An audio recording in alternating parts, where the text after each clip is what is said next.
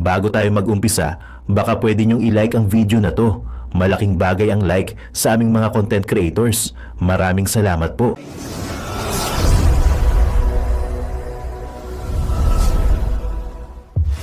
Papakasuhan na namin yung DE na yan. At kung magsabi siya kung sino pa ang mga involved dito, na ngayon ayaw pa niyang umamin, siguro natatakot siya, lahat yan makakasuhan. And sigurado kulong dito. Kulong to. And the records will show that they paid for a ghost project. 100 million almost. Unang-una, no? Sa mga ibang DE sa buong Pilipinas, kung ako sa inyo, wag nyo na akong hintayin na pumunta sa mga distrito ninyo at makakita din ng ganito. Lumapit na kayo, mag-come forward na kayo, mag-come clean na kayo kasi mahuhuli at mahuhuli din kayo ng ICI. Sa DE, sa mga regional director, magsabi na kayo. Huwag nyo nang hihintayin na umabot pa sa ganito. Lumapit na kayo, umamin na kayo, mahuhuli at mahuhuli din kayo. At sinasabi ko sa inyo, wala akong pakialam kahit maubos lahat ng DE sa Pilipinas. Kahit maubos lahat ng RD sa Pilipinas. Wala akong pakialam. Yun guys, magandang araw sa inyo. It's me again, boy sa Memorable Vloggers. Bang bang!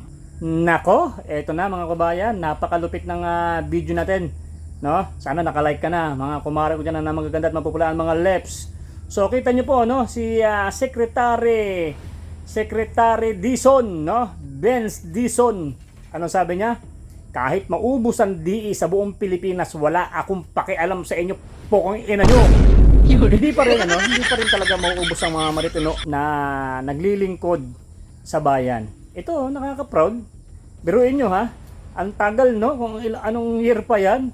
Tapos ay nakubra na, mga kababayan, ang koleksyon sa paggawa ng flood control. So sana tapusin nyo yung video, makita nyo po dyan yung mga bakal. Ay hiwa-hiwalay, maliliit pa. Bakit ang mga demonyo talaga mga pukang ina, no? Grabe, no? Hindi na kayo naawa sa mga tiga dyan, no? Yung lugar na yan, kung mapapanood nyo mamaya, nakita nyo naman yung preview, no? Hindi natapos, ilang taon na. Na pinagparty-partihan na ng mga demonyong kawatan. My goodness.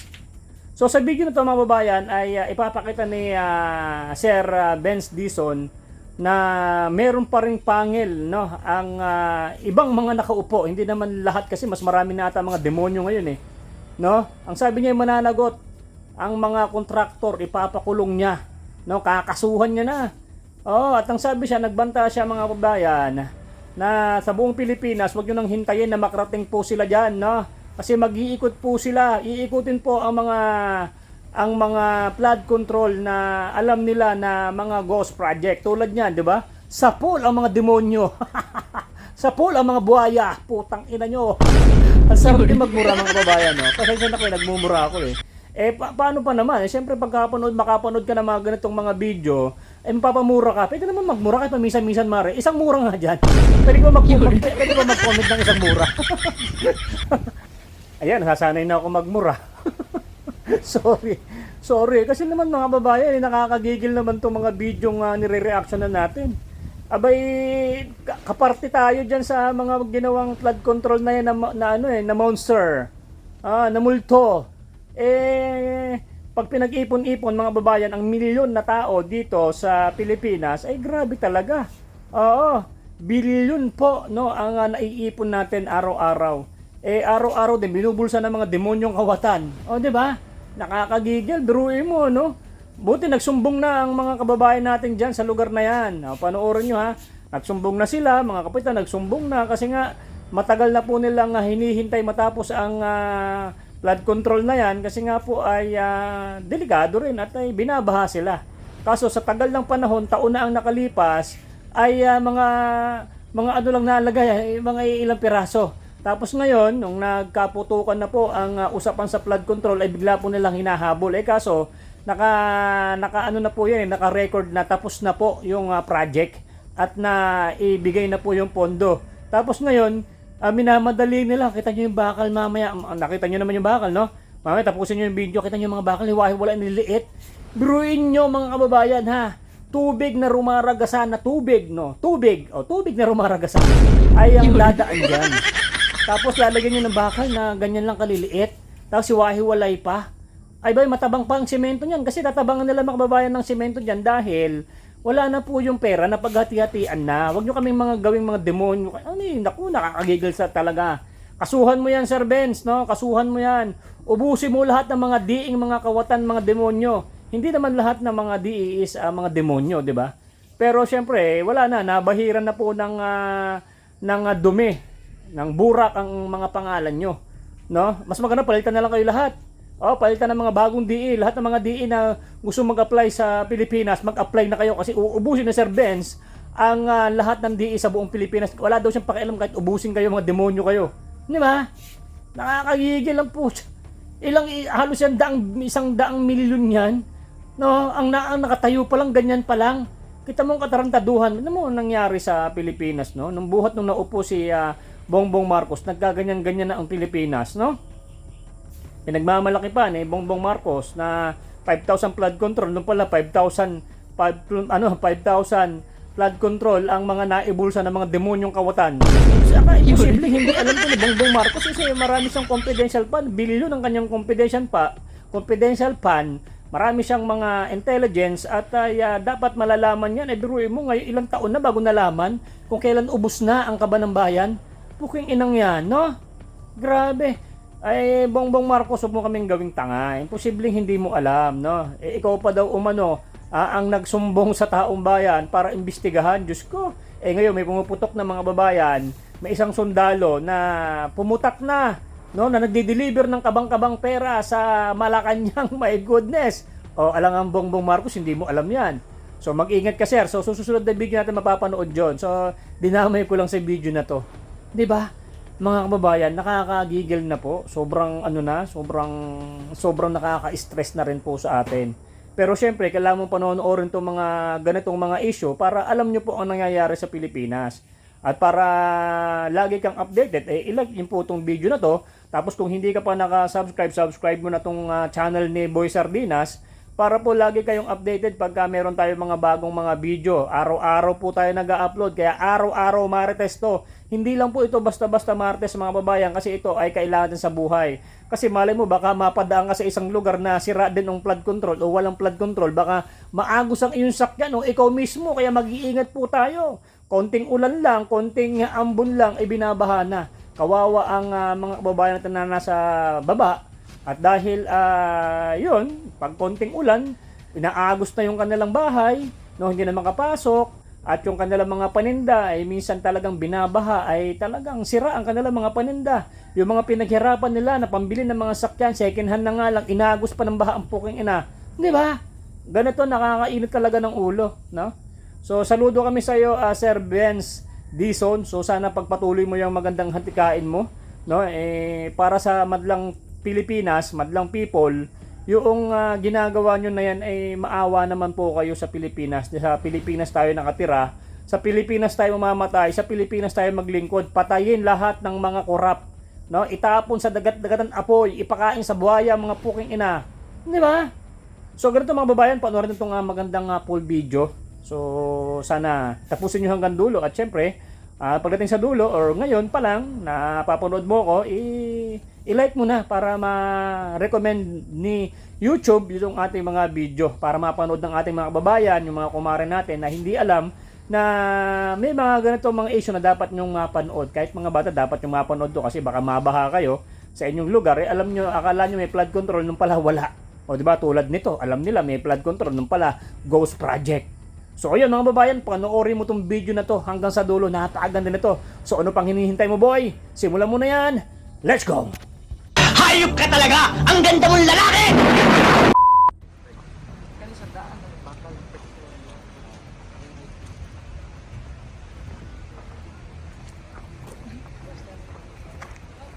Hindi ka na naawa dun sa mga estudyante dyan, saka yung mga tao dito. Hindi mo ba sila iniisip? Bakit ka nagbayad ng hindi complete?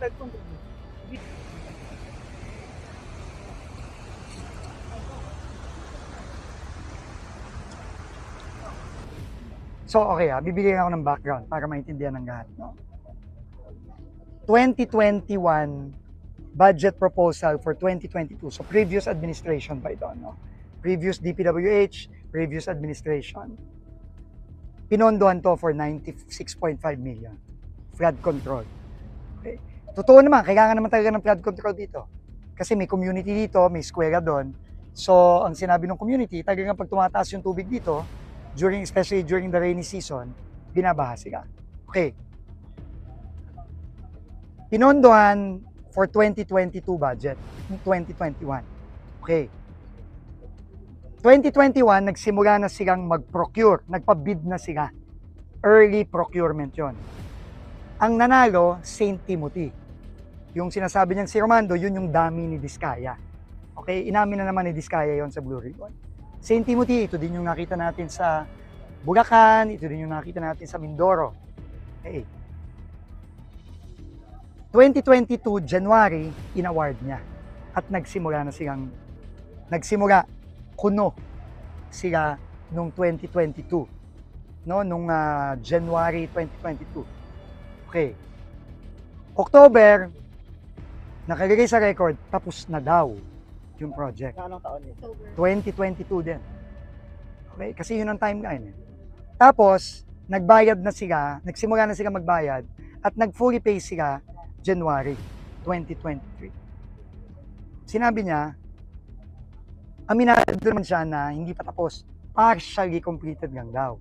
Pero ang pangako daw sa kanya, nung contractor, bayaran mo na ako ng buo, huwag ka mag-alala, tatapusin ko. Okay, ngayon, tinanong natin yung community. Meron bang project dito? Simula nung 2022, meron bang gumagawa ng project dito noong 2022? At meron bang natapos dito kahit na konti man lang? Ang sagot nila, wala. And meron tayong pictures taken just 3 weeks ago, less than a month ago, galing sa tulay na yon, na nakikita na wala talaga dito. Pinakita na namin sa inyo yon. Galing sa kapitan yon. Nagsimula lang ito, talagang gumawa yan, yung sinasabi niya, na meron na daw dati 3 weeks ago lang. At kinonfirm yan ng community.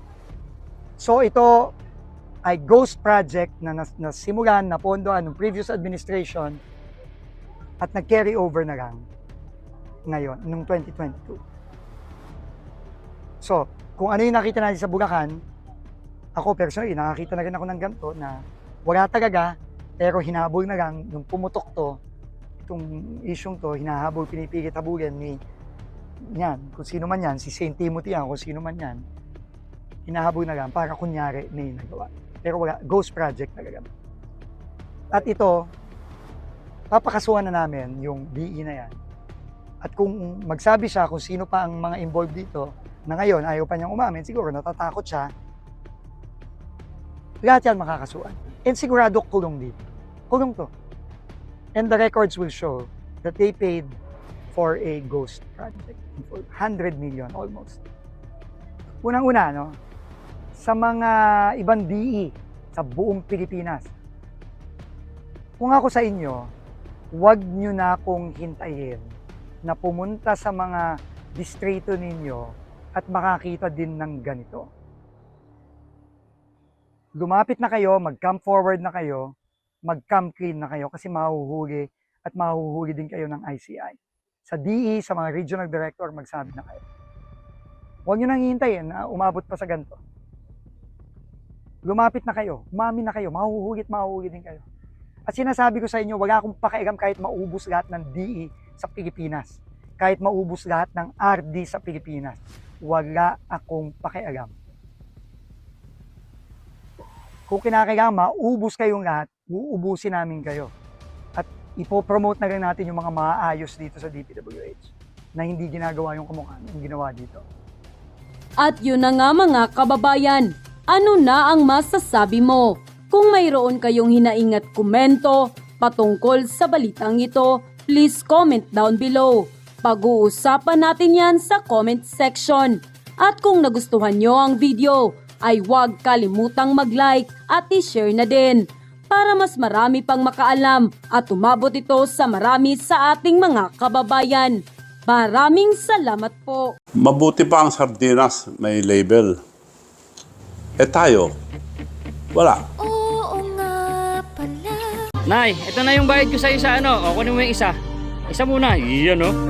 Tapos, isa pa, di ba? 4 dapat na sardinas eh. O, yan. 3 na. Pang-4 na sardinas. O, okay na.